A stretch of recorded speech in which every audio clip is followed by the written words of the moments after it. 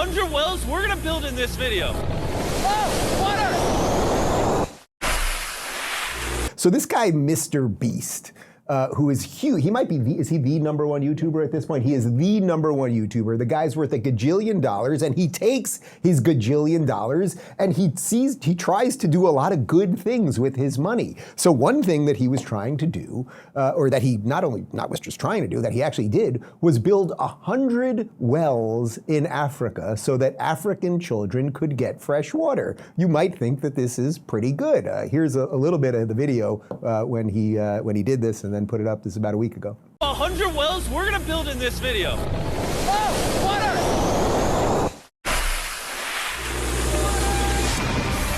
Oh, crap! You just witnessed a small village in Kenya get access to unlimited clean drinking water in less than a second. One down, 99 more wells in Africa to go. You're gonna love this video. Combined, these 100 wells are going to give around 500,000 people fresh water to drink. And after building some more wells on this side of Kenya, we flew south to the school system of Nairiri. And let's just say they were really happy to see us. How's it going? One of the teachers showed me where the students currently get their water, which is from this river. That's extremely unsafe to drink. This is where your students used to get water from? Yes.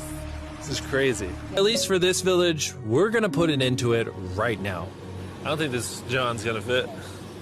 I'm a big head. Let's see if we can find some water.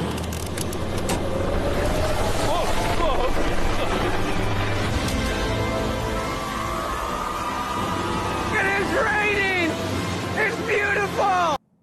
Okay, so obviously it goes on. I'm being told this guy has 209 million subscribers. I have never felt so irrelevant in my life, but he's doing good work. He obviously has earned them and earned all the accolades and the financial success and everything else. But anyway, so he does this thing, and of course there was going to be fallout. So first, let's look at his original tweet on this thing. He said, "We built 100 wells in Africa, go watch." And then Ashley St. Clair, who I've had on the show, Ashley said, "Waiting for someone to call this racist." And then on cue, here's Yahoo News.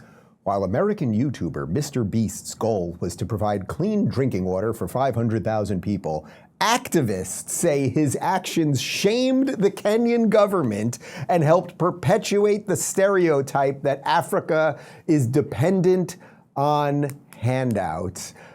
This eventually got hit with a community note, because this is now the fact-checking apparatus that that Twitter has brought in since Elon took over. Readers added context they thought you might want to know. This is relative to the headline I just read. The two people deriding Mr. Beast are, one, a Kenyan politician, and two, a woman who founded a 501c3 based in Cambridge, Massachusetts, that raised $131,000 in 2020 and spent $83,000 on themselves.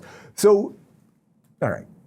This happens with everything. Good people try to do good things. Obviously, the Kenyan government is not doing everything they can to get their own people clean water. He comes in and does it. A Kenyan government official's pissed because it exposes him for being a fraud. And these nonprofit people that basically do nothing also are not happy because it shows that they don't do much of anything. Ian, this is just Internet 101, right? Yeah, everything is racist, especially good things. I mean, I cannot believe we can watch people who don't have access to clean water getting clean water, presumably for free. You know, they're not paying for this. And people are upset about that. I can't believe we're talking about this right now. Of all the horrendous things that happen in the world, people are angry because a guy decided to go to Africa and get water for people. It's unbelievable. I do think it's funny when politicians and people in American nonprofits get very upset when someone just completely supersedes them and actually goes and does the thing they've been promising to do.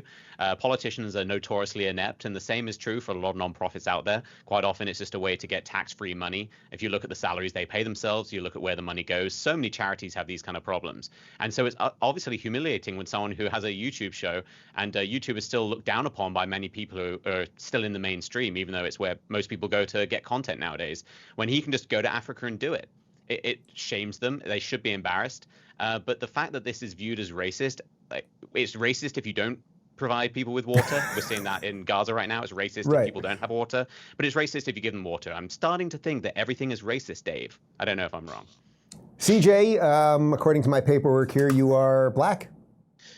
I think so. Well, according to Joe Biden, no. But that's neither here nor there. I think what's crazy about this entire story here is that the people that are complaining, you have the Kenyan politician who obviously is just embarrassed, and you have a woman who lives in Cambridge, Massachusetts, who, for the record, anyone who's been there, that's the home of Harvard University, not necessarily a blue-collar neighborhood there, but you know who isn't complaining? The Kenyan children who now have access to fresh water. Like, this is actually the most insane story. Again, like, I agree. I can't believe that we are even talking about this or have to talk about this, but this always happens. He goes out, he does good, and then people accuse him of being of over, like, abusing his privilege. So helping people in need is abusing. Isn't that what they want? Isn't this like some form of reparation? Like, it's insanity. And as you said, though, like, no good deed goes unpunished these days.